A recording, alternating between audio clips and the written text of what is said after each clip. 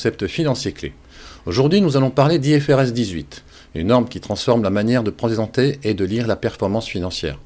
Applicable en 2027, elle rebat les cartes du compte de résultat et des informations à fournir.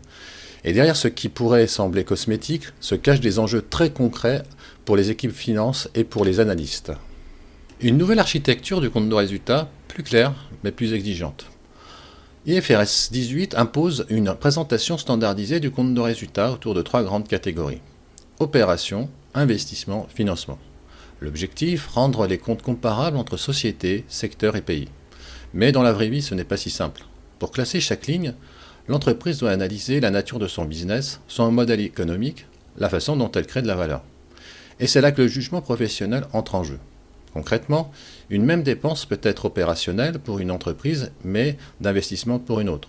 Certaines activités périphériques deviennent visibles alors qu'elles étaient noyées dans l'opérationnel. Les analystes devront réapprendre à lire les marges, car les sous-totaux changent. Message clé. IFRS 18 ne standardise pas tout. Elle impose un cadre, mais laisse des zones grises où le management doit trancher. OBDA, une définition normalisée, et la fin du résultat financier. L'IFRS 18 introduit un sous-total obligatoire, l'OBDA, c'est-à-dire le résultat opérationnel avant amortissement, dépréciation et perte de valeur. Ce n'est pas l'EBITDA traditionnel, souvent ajusté ou optimisé par les entreprises. Ici, la norme impose une définition stricte, commune à tous, qui part du résultat opérationnel IFRS 18, lui-même normalisé. En théorie, cela devrait améliorer la comparabilité entre entreprises, réduire les ajustements maison, limiter les dérives marketing autour de l'EBITDA retraité. En pratique, certaines charges autrefois exclues devront être réintégrées. Les groupes qui utilisaient un EBITDA sur mesure devront revoir leur communication. Les analystes devront comprendre les écarts entre l'OBDA IFRS 18 et l'EBITDA historique. Et ce n'est pas tout, le résultat financier disparaît. Les produits et charges financiers ne sont plus regroupés dans une seule ligne, ils sont désormais éclatés entre la catégorie investissement, intérêts reçus, quote-part de résultats de mise en équivalence, et la catégorie financement, intérêts sur emprunt, IFRS 16. Alors, message clé. L'EBITDA ne disparaît pas, mais il cesse d'être une mesure libre. L'IFRS 18 impose une grammaire commune avec l'OBDA normalisée et redistribue complètement les lignes financières, notamment avec la disparition du résultat financier. Et si une entreprise souhaite continuer à publier son EBITDA maison, il devient un MPM, Management Performance Measure, un indicateur alternatif strictement encadré, présenté dans une note dédiée, réconcilié avec les sous-totaux IFRS et soumis aux diligences de l'audit.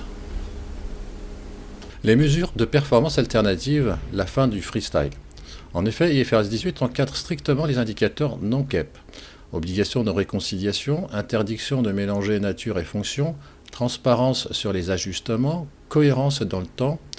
Dans la vraie vie, cela signifie moins de KPI exotiques, plus de discipline dans les présentations investisseurs, des annexes plus riches et plus longues. Pour les équipes finance, il faudra documenter chaque retraitement, justifier les choix auprès des auditeurs, anticiper les impacts sur la communication financière.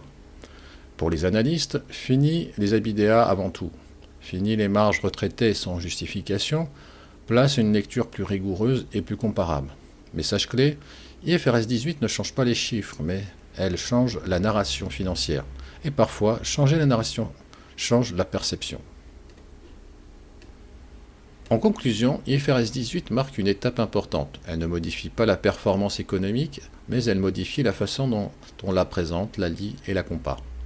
Derrière cette norme, il y a des arbitrages, des analyses de modèles économiques et une discipline accrue dans la communication financière. Pour bien lire les comptes à partir de 2027, il faudra comprendre la logique de classement du management, analyser les sous-totaux obligatoires et regarder de près les indicateurs alternatifs. IFRS 18 ne change pas le cash, mais elle change la façon dont l'entreprise raconte sa performance. Merci d'avoir écouté ce podcast. Si cet épisode vous a été utile, abonnez-vous, likez et partagez-le. À très bientôt pour un nouvel épisode.